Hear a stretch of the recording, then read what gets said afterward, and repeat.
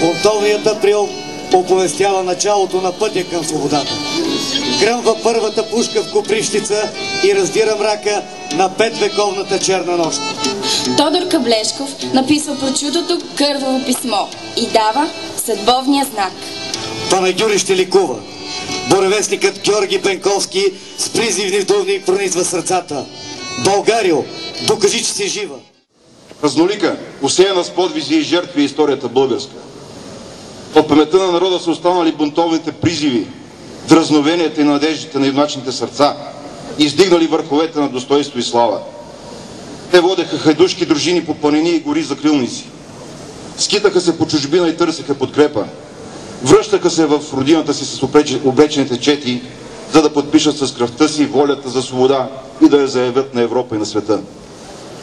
Пиянството на един народ прелява в Старозагорското въстание, в априлската епопея и в Ботевия поход към безсмъртието.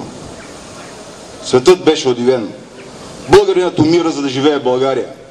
И дойде спасителната война 1877-1878 година.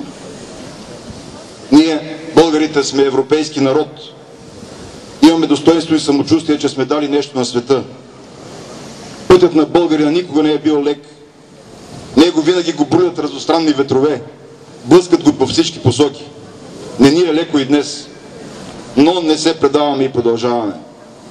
Черпим гордост, сила и воля от героичното си минало. Именно от това се ражда неповторимият ни образ като нация, твърдо устремена към бъдещето.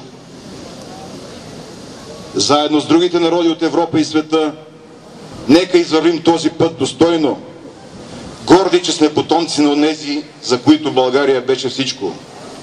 Честит празник, уважаеми граждани! Честито освобождение!